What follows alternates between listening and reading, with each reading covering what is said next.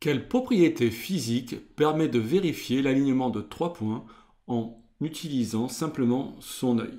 Alors, nous savons que par deux points distincts, il passe une droite et une seule. Comment savoir si un troisième point appartient ou non à cette droite? La propriété physique donc concrète, c'est que la lumière se propage en ligne droite. Et c'est cette propriété que Thalès utilisait pour déterminer la hauteur d'un monument, hauteur qui est difficile à mesurer car le monument est très haut. Donc cette hauteur est représentée sur le schéma ici par la longueur B'C'. Que faisait Thalès? Il plaçait son œil au point grand A ici et il utilisait un objet donc, dont il connaissait la longueur, l'objet BC ici. Il le positionnait verticalement et de telle façon que le point grand C ici cache à son œil le point C' ici, qui est donc le sommet du monument dont on veut mesurer la hauteur.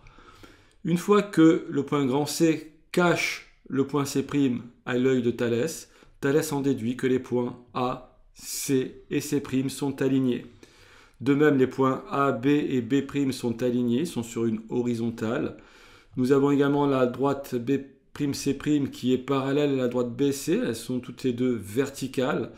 À partir de là, nous avons ce qu'on appelle une configuration de Thalès, qui en réalité est simplement le fait de remarquer que les triangles ABC et AB'C' sont semblables et donc ont des côtés proportionnels. Ils sont semblables parce qu'ils ont des angles égaux 2 à 2. On a un angle droit au sommet B' et au sommet B. On a l'angle A ici qui est au commun aux deux triangles. Deux angles communs suffisent pour en déduire que les triangles sont semblables, puisque nous savons que la somme des angles d'un triangle est 180 degrés. Et donc nous savons calculer, à partir des deux premiers, nous savons calculer le troisième angle du triangle. Il est complètement déterminé. Et alors que fait Thalès? Thalès va mesurer la distance de A à B, c'est une distance qui est au sol, donc facile à mesurer. Il va mesurer la distance de son œil au pied du sommet qu'il veut mesurer, donc B' ici. Il connaît donc ces deux distances-là, il connaît la distance BC également ici. Il peut en déduire la quatrième distance ici qu'il cherche, B'C'. Pour cela, il va utiliser, donc, comme je disais précédemment, le fait que les triangles sont semblables et ont des côtés proportionnels, ce qui veut dire que les rapports des côtés sont les mêmes, sont égaux. Donc par exemple, le rapport entre la longueur B'C' ici et la longueur AB' ici du triangle le plus grand, eh bien c'est la même que la longueur du rapport entre BC ici et AB là. Donc c'est cette relation extrêmement intéressante et importante, facile à retenir, hein, il suffit de comprendre vraiment le sens des propriétés que l'on utilise. On connaît 3 nombres sur 4, on sait calculer le quatrième qui est B'C'.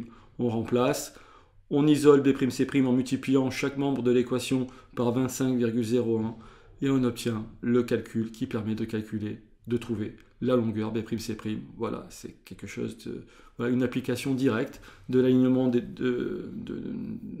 voilà, en étant capable de vérifier que des points sont alignés, on arrive comme ça à réussir à mesurer une longueur qui n'est pas forcément facile à mesurer au départ. Je vous remercie de votre attention.